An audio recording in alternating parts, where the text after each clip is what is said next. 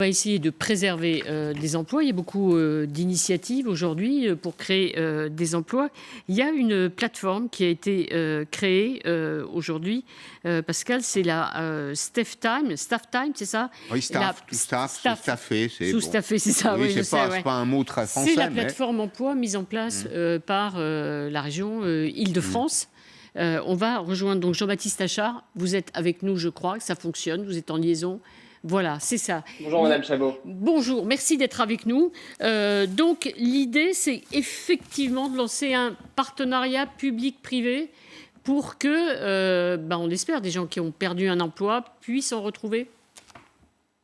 Exactement, c'est avec Le Bon Coin. Donc moi je suis le fondateur de Staffmi. Avec Le Bon Coin et la région Île-de-France, nous avons lancé la plateforme qui s'appelle Ensemble pour l'emploi, que vous pouvez retrouver sur l'adresse emploi-île-de-france.fr. Le but de cette plateforme, il est très simple, il est d'aider à la reprise de l'emploi dans la région Île-de-France, et l'emploi sous toutes ses formes. Ça peut être des prestations ponctuelles comme le propose notre plateforme Staffmi, mais aussi des CDI ou des CDD que vous pouvez retrouver sur Le Bon Coin. L'idée, c'est d'unir 3 acteurs, un institutionnel, la région Île-de-France, un acteur majeur sur le front de l'emploi, Le Bon Coin, et une start-up Staffmi, pour proposer une solution qui soit agile et efficace pour maximiser cette reprise. Mais vous sentez qu'il y a un besoin dans ce domaine. Si on il y a des secteurs qui embauchent, quoi. Oui, alors il y a des secteurs qui embauchent, il y a des secteurs qui ont besoin de force vive, enfin de main-d'œuvre. Hein. Mais vous avez constaté là pendant cette période que les chefs d'entreprise pouvaient chercher de l'emploi et qu'à l'inverse, des demandeurs d'emploi pouvaient chercher un boulot? Bien sûr. Alors il y a évidemment les secteurs qui étaient en tension avant la crise et qui le restent. Oui, je pense au BTP, au transport, à l'industrie. Et puis, il y a aussi des secteurs dans lesquels il y a une forte baisse d'activité qui vont devoir repartir et qui, pour ça, auront besoin de l'énergie nouvelle et de recruter massivement. Nous, sur notre plateforme de prestations ponctuelles, on s'adresse principalement à des étudiants. On a vu l'effet de cette crise sur un grand nombre de secteurs. Près de 90% de nos clients ont arrêté d'utiliser la plateforme. Et pourtant, on en a certains qui ont subsisté. Je pense notamment à la distribution alimentaire, à la logistique, qui ont commandé plus que d'habitude. Et on espère revoir dans les semaines à venir un retour progressif à la normale.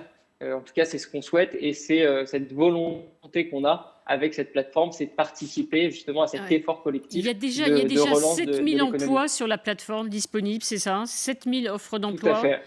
Il y a des offres de formation aussi. Il y a des missions ponctuelles. Donc, il y a déjà des possibilités. Et on sait dans quel secteur? Oui. Alors, on a vraiment essayé de faire la plateforme de s'adresser à un public le plus large possible. Donc, il y a, je crois, une vingtaine de secteurs d'activité différents.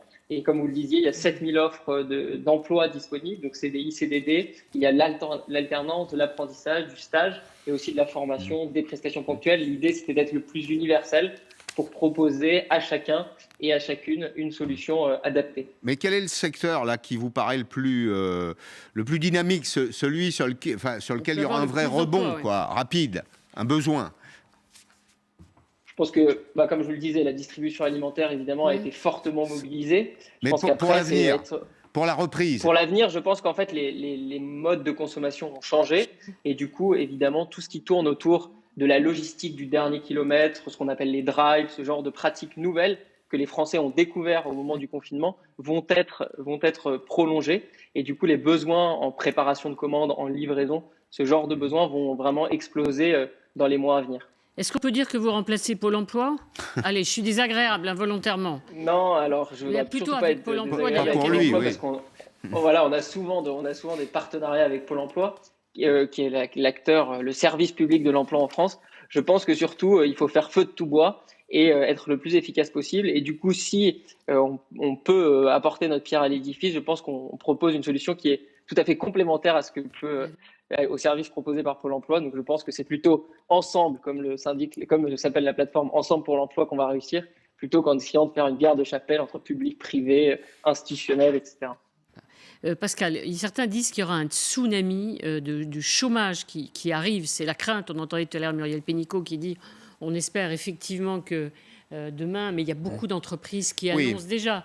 On va prendre Airbnb, tiens voilà, ça nous touche indirectement, qui annonce déjà une partie de licenciement. Il y a d'autres entreprises qui annoncent des plans de suppression d'emplois. Oui, il y a des secteurs qui seront très, très impactés. On attend, pour être très honnête, que la poussière retombe, parce qu'on voit qu'il y a en effet des secteurs qui sont très impactés. Alors, le secteur du bâtiment, des travaux publics, il a été à 90% en situation d'inactivité. C'est-à-dire qu'on a maintenu 10% des chantiers. Dans l'industrie, c'est très variable selon les secteurs. Au fond, la question qu'on se pose, c'est de savoir quelle sera la nature de la demande. Où seront les consommateurs? Qu'est-ce qu'ils vont faire de l'argent qui a été redistribué? On a quand même redistribué beaucoup de revenus pendant cette période. Qu'est-ce qu'ils vont faire? Est-ce qu'ils vont décider de le garder stocké, épargné, livret de développement durable, écureuil, les comptes courants? Ou est-ce qu'ils vont le dépenser? S'ils le dépensent, on peut s'imaginer, s'ils retrouvent la confiance, s'ils le dépensent, on peut s'imaginer qu'on va retrouver un niveau de consommation satisfaisant et que les conséquences en termes d'emploi ne seront pas trop douloureuses. Mais malgré tout, il y a beaucoup d'entreprises qui étaient des entreprises très justes, avec peu de fonds propres, peu de moyens en trésorerie, qui ne survivront pas à cette séquence. Les plus optimistes disent 1 million de chômeurs. Oui. 1 million de 1 million de chômeurs. chômeurs. 1 million de chômeurs. Alors, on peut On recréer n'est de pas aux l'emploi. États-Unis quand Non, même pour on peut l'instant. recréer, les plus optimistes, on peut recréer de l'emploi assez rapidement.